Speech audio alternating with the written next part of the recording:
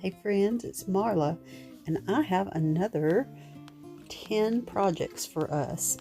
But before we start the projects, I wanted to share with you something pretty.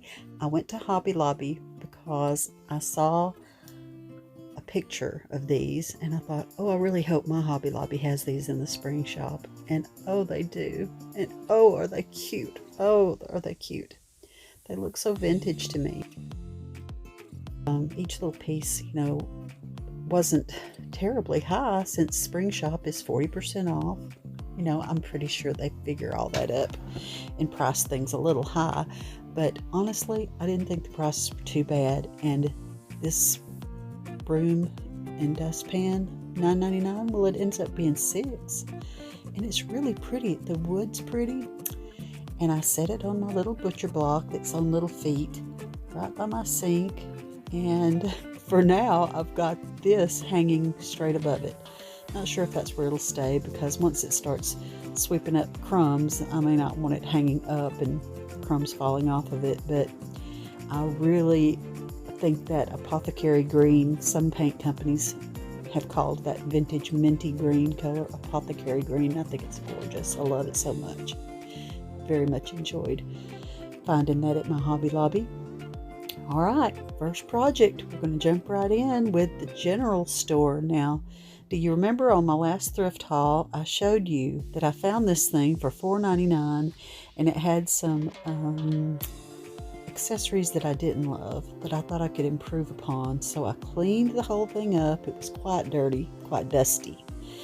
And I took a dry paintbrush and went in all the little grooves and places, and I pulled the things off that I didn't care for, those plastic canvas barrels. I thought I could do better than that.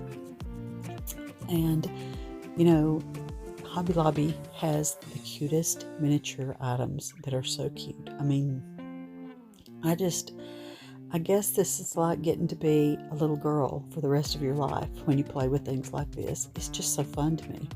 And I was getting so tickled picking this stuff out. The little lantern, the glass part of the globe, it's a clear marble, and it looks just like a hollow glass globe. It's really a good idea on the manufacturer's part. Well, the barrels, I had said I should figure out a way to make barrels, but I thought surely they've got little barrels of some kind, and they did, not in their miniatures, but in their unfinished wood accessories.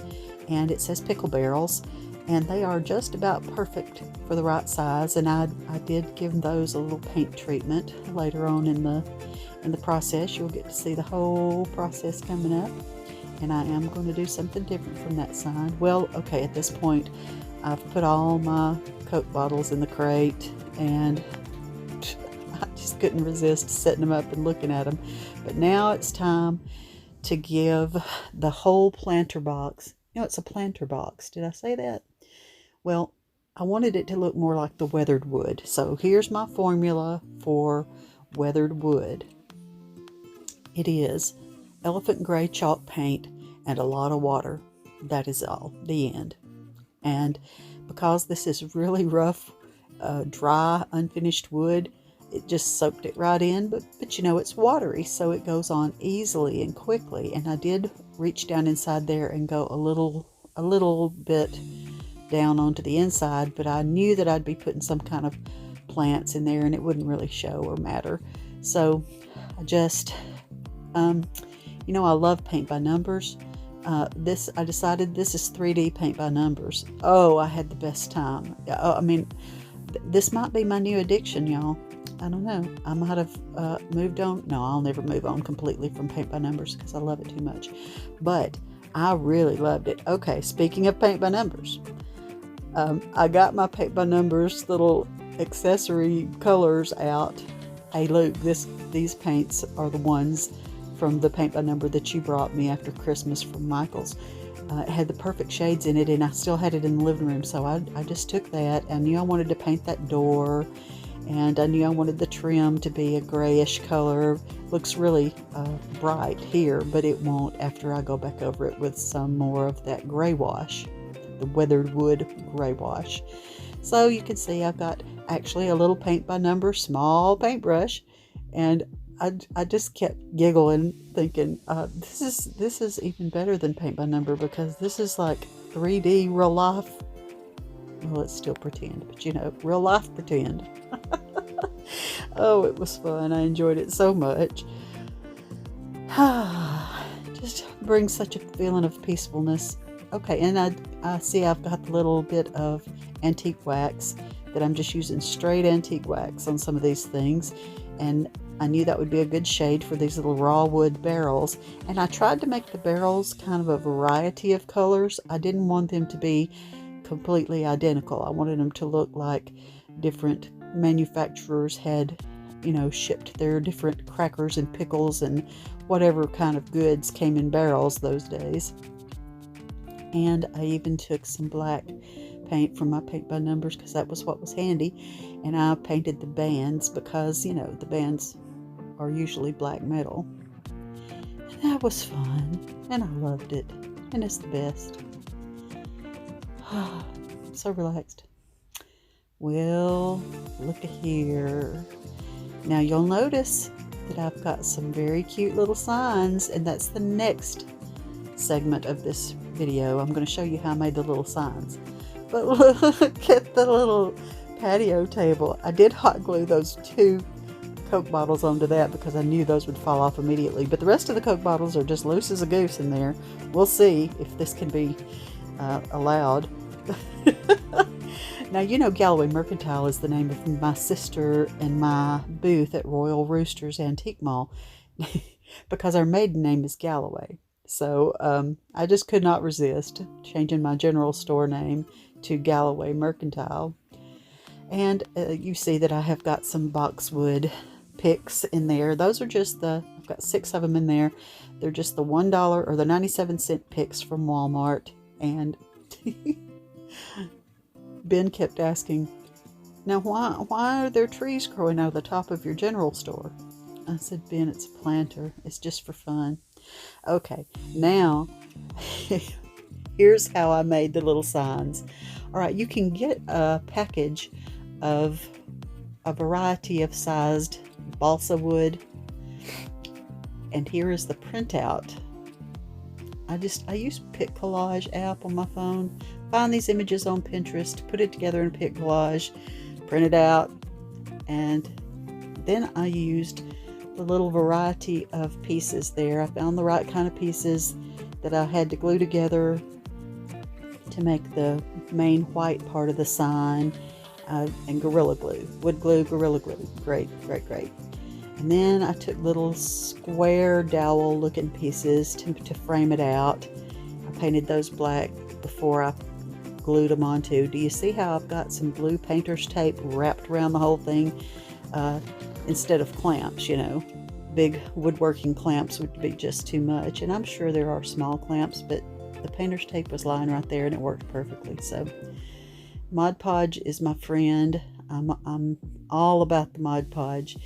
And I'll have to say, cutting out those little signs was ever so fun. What I did was put them onto, now poster paper would have worked, thick cardstock would have worked, but what I had on hand was an empty box of Little Debbie zebra cakes. So that's what my signs got Mod Podged onto.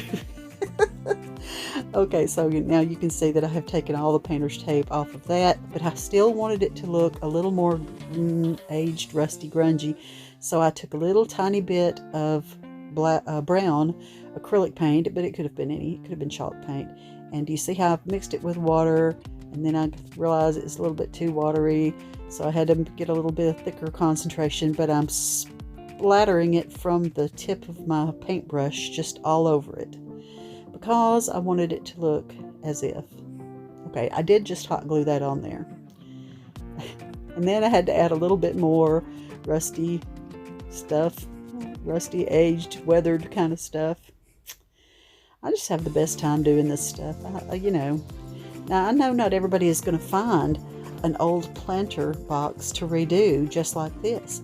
But you know what you could find? You could find any kind of wood planter or wood box of any sort, and you could glue pieces of wood onto it and Actually, Hobby Lobby has pre-made windows and doors back there in their doll section. Did you see? You see the zebra cake pattern on the back of my signs? That's so funny. The enamelware lids. I found this picture on Pinterest when I was looking for inspiration for what to do with my enamelware lids that I have found a couple lately, and I have another one that I might add to this grouping as well, but I wanted to hang them, but I didn't want to screw. I think that example picture shows that it's been bolted or screwed into their wall, and I didn't want to do that. And they're not heavy at all. It's very lightweight metal, so I just hot glued some jute and hung it on the end of my cabinets there, and ran a piece of vintage, I guess they're linen-y napkins, like dinner napkins, but they're old-timey looking, and I thought that would be fun to put them there for now. You know, I change that spot out all the time. I change everything out all the time. You know, if only I love to clean as much as I love to play house and decorate. Maybe it'll strike me one day. I don't know. My mother's a great housekeeper. I don't know what happened to me. Okay, number 4, wood box and bottles. Now, I think that, do you remember me finding this before? And I said I had a plan for it. I didn't care for the way that family was on there. You know, I'm all about family, but I didn't care for it that much. And it might have intended for glass votives with little tea lights in it. But in my mind, I wanted bottles to go in it. Okay, so can you see that the first set of bottles that I brought home from Hobby Lobby were too big? I just knew they were going to fit. Had to try again. So I took it inside Hobby Lobby with me and found some that were the correct size. Well, the first thing I did was sand over that family thing, and I should have sanded longer, because even though I covered it up with that black paint, I put lots of black splotchy all over, so that when I sanded down it would come back through. But I could still see a little faint bit of that family. Even though you couldn't feel it with your fingers, there's still a little, at certain angles I still feel like I could see it, but not that it would matter, because really, you know, you don't see that side if you turn it around. So maybe it matters, maybe it doesn't. I chose green moss. Moss is the color, chalk paint by Waverly. And then I went over it again. Okay, so first I did the black, but not all over. And then I did a pretty good coat of the green moss. And, you know, I kind of do it streaky. And then when I did the white wax, I actually did not rub that in or rub any away. I just left it streaky so that it would kind of have a little more of a stripedy wood grain kind of look to it. Now, you can see that I tried it out with the corks in the bottles, but then I decided I wanted just a little sprig of something in there in each one of those. So I'll enjoy being able to refresh that, and since it's the color it is, pretty sure I could use it just about all year long. RAINBOOT vases. Well, you know, I think RAINBOOTs are not supposed to be vases, but look how cute all these are. And I just knew I had to try it. So I did spray paint my little boots after wiping them up. I found the gloss enamel paint that I had happened to be automotive, and I thought, well, that ought to stick. I really hope it does. And it absolutely did stick very well. I put a jar of paint inside the boot so I'd have something to press against so that my transfer would stick very well, and it did. And here's my front porch. Remember that folding chair I found ages ago? Well, there it is on the front porch, sitting by my old board and milk crate. And I just think he's charming as can be. I probably should spray a coat of some kind of protective sealant. Mr. Tom Tom says hello. Little framed landscape. Well, you remember the little frames that I found? Well, here are images that I found on Pinterest or the internet or somewhere. And if you're going to print one, you might as well print two, right? So, you know, for pennies, you print this out. And for 99 cents, I got that frame. So it was less than $1.50, I'm sure. And have you priced them at Hobby Lobby or Kirkland's? They're a good bit more than $1.50. Look how cute this one is. That was $1.99 for the frame and just a few cents. So for less than $2.50, you got this cuteness right here going on for spring and Easter. Oh my goodness. You can save so much money. Now you know you'd pay at least $30 for something like that in a store. All right, the vintage lamp globe and bulb. Now this is not an upcycle. It's just a let's complete it. That milk glass electric lamp worked perfectly, even though it's very old. And I thought that it needed something that looked like flame because an oil lamp looks like flame when it burns. So I found that little bulb at Walmart, and now it just looks charming. Magazine rack. Well, here we go with 11 steps of painting it. Started off this ugly brown color. Well, you know, I'm not against brown, but I guess the brown just wasn't doing it for me. And I took a poll on my thrift haul video, and everybody gave me their blessing and said, yes, paint it. Let's see what it looks like painted out. So here I am painting the first coat of Waverly chalk paint in the color plaster. That's kind of the perfect off-white. It's not quite cream. I mean, it's just the perfect color. I like it. It's not stark snow white. It's a good vintage white color to me. The next thing I did was I mixed up some wax. I ended up with the white wax and a dollop of that lagoon blue and a dollop of the moss because I wanted to make an apothecary green, kind of like that vintage dustpan. It was too bright and needed to look a little more aged, so I mixed white wax and a dollop of elephant and mixed that up and brushed it on to get a good aged look.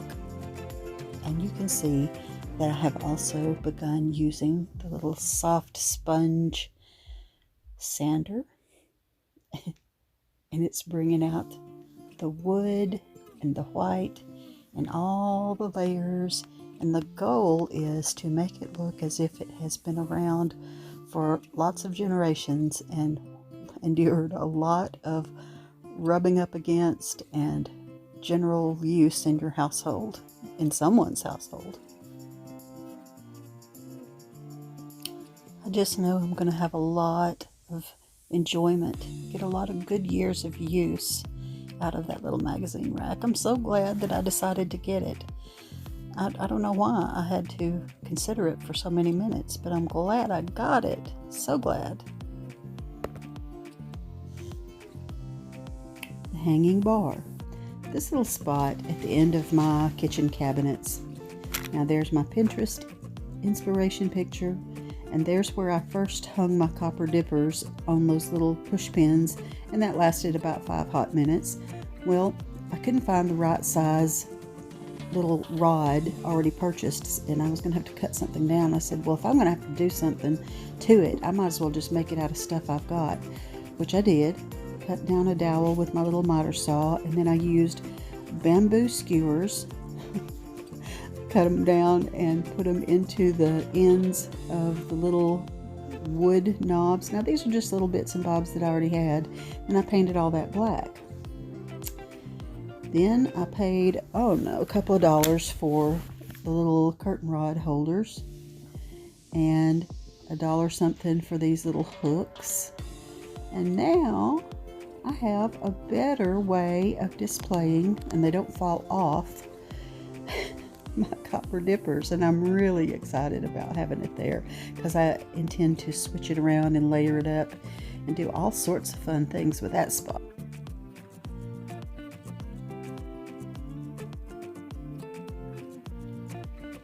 Caddy with transfer.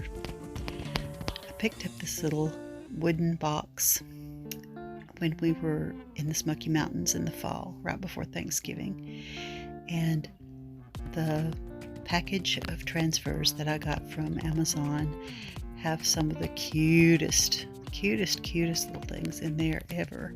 So I picked out one that would fit just right, and I knew that that was a darker bunny, but I felt like it would still show up, and it really did. Showed up very pretty on the side of my little box. Caddy, and it was already starting to distress, so I just gave it a little bit more wear with my sanding block. And remember those bottles that were too big for the other thing? Well, they fit just fine in there. I thought they turned out really sweet. I will also use this for silverware and napkins, but for right now, it's a sweet place to have a little bit of eucalyptus in glass bottles with corks. Ah, so sweet.